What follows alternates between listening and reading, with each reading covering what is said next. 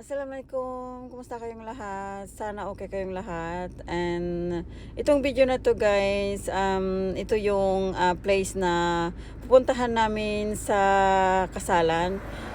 Kung maalala nyo yung last video na upload ko, yung kasalan na sinasabi ko kasi nagdekorasyon ako ng room nila. So ito na yung place na pupuntahan namin. Ito yung way papunta doon sa Bradford. First time namin na pupunta sa Bradford kahit matagal na kami dito sa UK. Kasi doon mangyari yung kasalan, yung kaibigan namin.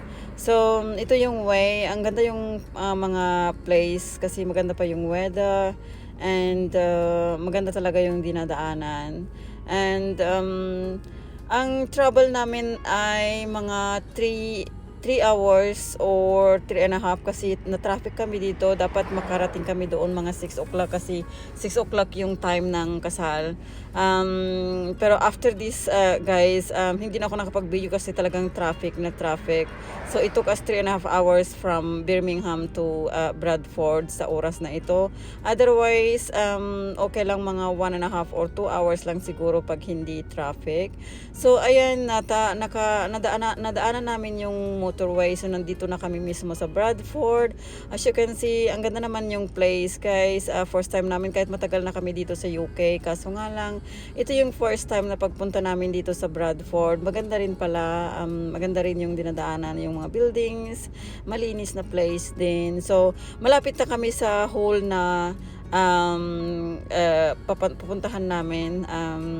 Wala kaming kakilala dito guys, kami lang isang family kasi invited kami lang family, kami lang ang friends niya, yung groom sa Birmingham.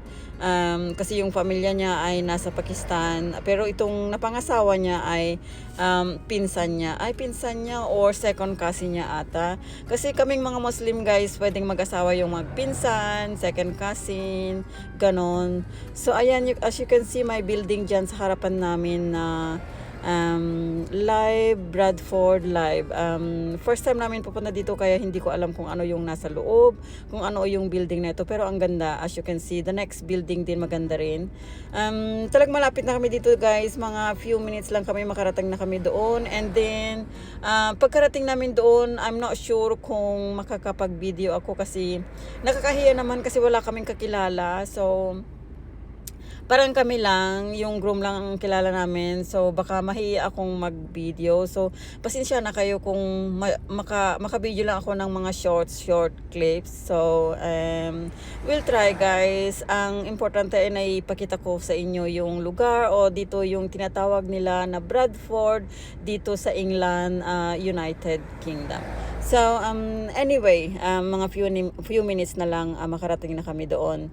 And then medyo malamig, parang uulan ata, hindi ko alam, pero at least pag uulan na, basta nandun na kami sa loob ng building na pupuntahan namin. So ito yung Pakistani wedding guys. Makikita nyo yung ang ganda-ganda yung mga decor, mga damit, mga ganon. Hindi ko na ipupokus yung mga damit or ano, kahit wala rin music, lalagyan ko na lang ng isang ibang music kasi baka makapiright ako, pero ang gaganda yung mga music. Kung marinig nyo sana yung mga magagandang music na Pakistani music, kaso nga lang talagang ayaw kong inilis ko kasi inilagay ko na lang yung ibang music. Ayan guys, nandito na kami. Ayun yung gray na building dyan sa harapan namin, yung nasa dulo, yun ang pupunta namin. So ayan, nandito na kami guys, makikita nyo yun na. At tapos nandito na kami sa loob. Ang ganda yung decor, and then ayan yung mga decor, ang ganda talaga ng Pakistani wedding. This is the third time ata na maka-attend ako ng wedding dito sa UK, ng Pakistani wedding. Pero pagpunta namin sa Pakistan ay marami na akong na-attendaran na Pakistani wedding pag sa Pakistan, kasi alam mo naman sa Pakistan maraming talagang kinakasal lalo na pag winter. Dito dito sa UK, ito yung pang-apat ata, pangatlo na atendaran ko. Ang ganda, as you can see guys, makikita nyo talaga yung decor. O, ako na dito, konti lang clip lang. Ayan. Sana magustuhan nyo itong video na ito guys. And sa next time siguro ulit. And sana hindi kayo magsasawa sa mga video na ina-upload ko kahit once a month na lang. Kasi talagang busy ang life natin. Alam ko naman na pare-pareho tayong mga busy. So, ayan, yung parents na yun guys, yung parents ng bride, ayan, sa likuran lang ang aking clinic kasi siyempre nakakahiya naman tignan yung mga ano niya. Marami lang nagbibideo kaso nga lang siyempre nakakahiya talaga. Ayan, hindi ko na na-video lahat-lahat kasi nahihiya akong mag-video. Ayan, konti-konti lang. Tapos yung sa susunod, yung mga kapatid, and then yung the last ay yung bride at groom na. Ayan, maganda talaga ang decor. Tapos, ayan, after few minutes, makikita nyo rin ang mga pagkain na inihanda. Masarap ang pagkain sa kasalan, guys. Tapos, ayan, nandyan din si mother-in-law ko kasi nandito siya sa UK. Kaya, ayan, dinala namin siya para makita niya ang isang wedding dito sa UK ng Pakistani. Ayan, parating na mga foods. Sarap-sarap ng mga foods, guys. As you can see, mga iba't ibang menu. Masarap talaga. Okay then guys, malapit na matapos itong video ko. Maraming salamat sa panonood and I'll see you again sa the next video guys.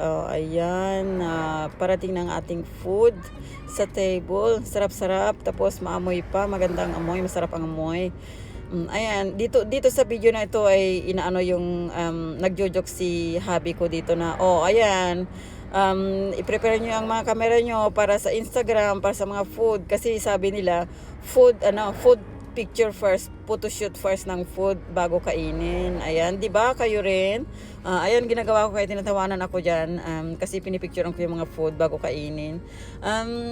Sige na guys, maraming salamat. Talagang matatapos na itong video kasi kunti lang talagang binidyo ko. Nakakahiya naman kasi mag-video kasi kasalan. Baka ayaw naman ng mga taong mabidyo. Ayan, pauwi na kami dyan. And malakas ang hangin at saka ulan dito guys. Maraming salamat sa panonood and I will see you again to the next one. Allah Hafiz. Bye!